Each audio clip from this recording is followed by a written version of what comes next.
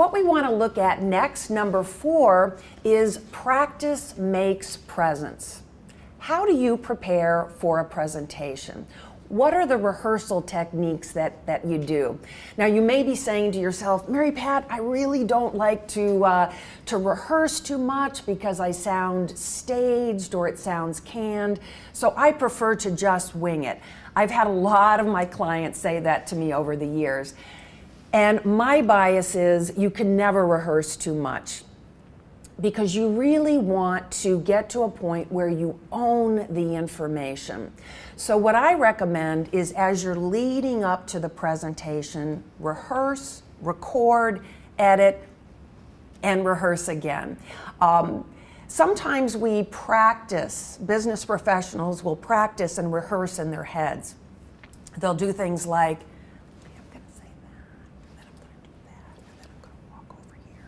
right? And the first time we actually hear ourselves deliver the message out loud is when we're in front of the audience, and we sometimes scare ourselves to death, right?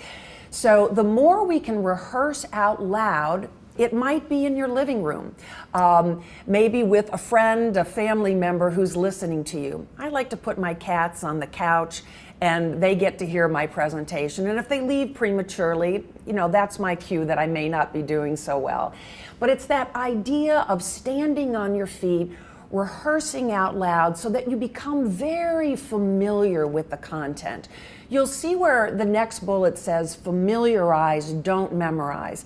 I never believe in memorizing a presentation word for word. Why?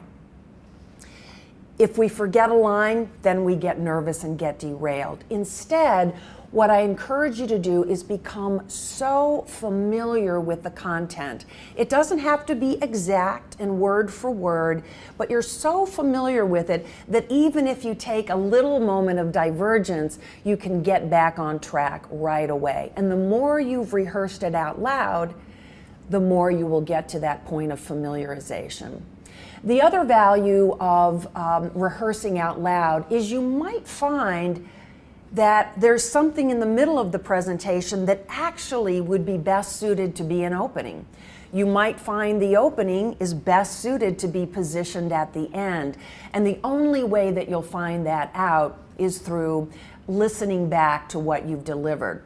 So that means getting out your smartphone, having somebody actually record you, or getting the home video camera, digital camera that you have, and recording it and listening to it after you've rehearsed. It's a little painful for most of us. We don't really like to do that, but it's one of the best teaching tools. Finally, create yourself a keyword outline. Sometimes I see my clients with multiple index cards and all the content written on them, or tons of slides.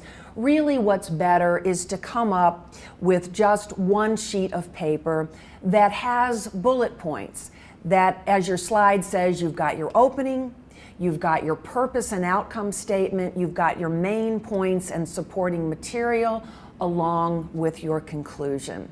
So it's all right there on one piece of paper. You've familiarized yourself so much with it that you really don't need to write it down. You just need those main bullet points as launch pads for your next idea. So again, practice makes presence. Number 5, take a moment before you begin. This is an interesting one, and it's all about creating breathing space for you and your audience.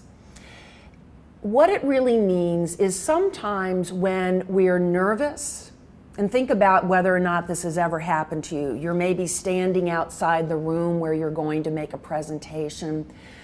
You're getting revved up, your heart's pounding, your blood's pumping. And when you hear your name announced, you sort of jump right into it. I call it the ta-da syndrome. Here's Mary Pat, ta-da, and I launch right into my content without taking a moment to even acknowledge the audience. So what I've learned over time is to set the tone by just taking a few seconds where you literally look at your audience you smile, you make eye contact with everybody in the room, you take a breath, and that actually allows them to create a connection with you. And so you're also letting them know, we're in this together, we're going to have a great experience together, let's breathe together. And it's just a matter of a few seconds, but it's very valuable to setting the tone. It also just simply helps you and the audience get centered and present in the moment. This technique also applies during your presentation. If we are experiencing some nerves or anxiety, we tend to race through the content, right? And when we're racing through the content, the audience is left alone because they can't keep up with us. So whenever we can, in the middle of our presentation, create a moment, some space for everybody to breathe, all the better. It's really that proverbial pause. So you may be delivering content and you may simply say to your audience, take a moment to think about how you can apply this. Pause. You might take a moment to actually let your audience see you thinking. How would you apply this content? Because what happens is, when the audience sees you thinking, they actually start thinking. But if we're racing through our content and we haven't created any breathing space, they end up being exhausted at the end of it, not really having had a chance to digest the information fully. So again, breathing space for you and the audience. Number 6 is begin and end front and center. I see a lot of business professionals begin their presentations as far away from the audience as they can possibly get. And we all know why this happens, right? Because we're nervous and we are somehow intimidated. We allow ourselves to be intimidated by our audience. So we sort of, we move behind the lectern, or we move way, standing next to the screen as far away as we can from the audience. Much better, more powerful is to begin and end front and center. So let's say you're in a boardroom where there's a U-shaped configuration. What you want to do is you want to move into that U shape where you're really in the midst of the audience, and you have a moment to look at everybody in that audience, and you begin there with your opening remarks, that's the only part that I'm going to ever encourage you to memorize, so that you're really super clear about how you want to begin your presentation.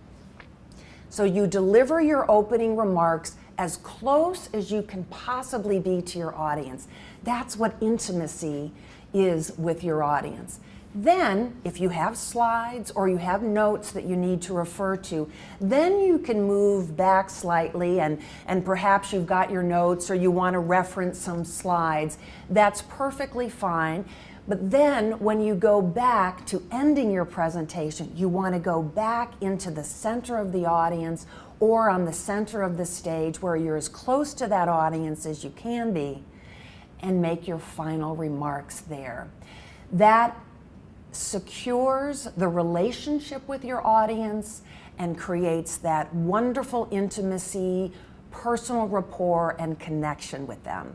Begin and end front and center. Number 7, which is along the same lines, is bookend your main message. So we've talked about creating a purpose and outcome statement. Even before that purpose and outcome statement, you want to have an opening for your presentation. You also want to create an ending for it. Research tells us that audiences remember best what we say first and what we say last. It's actually the theory of primacy and recency. Yet most of us pay attention to the middle content, which is very important, but we forget to bookend our presentation with our core message. So I want you to take a moment right now to think about what is the most important message for that presentation that you've got coming up. And what is the key idea, the main message that you want to make sure that audience gets and understands? So I'm going to give you just a moment to think about what that is.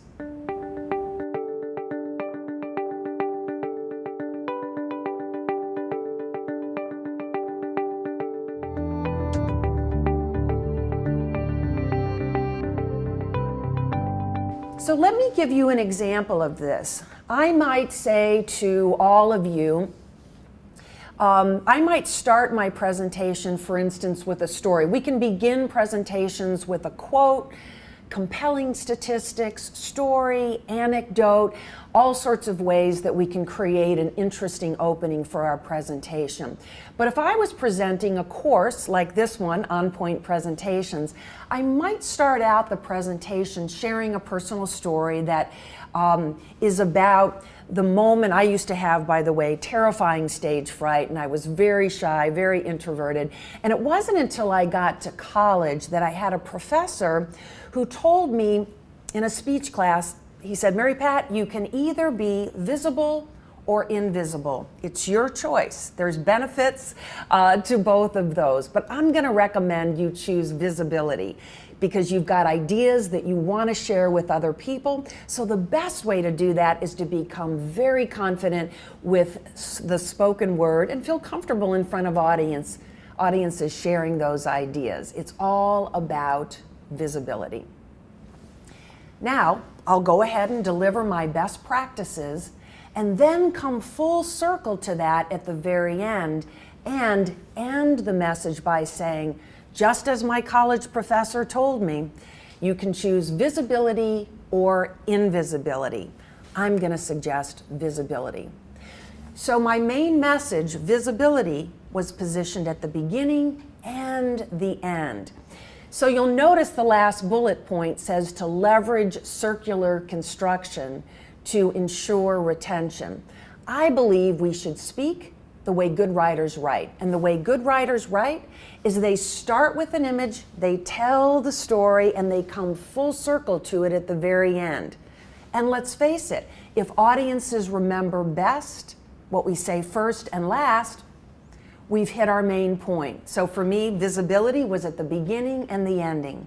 So take just another moment again to think about how you want to bookend your upcoming presentation.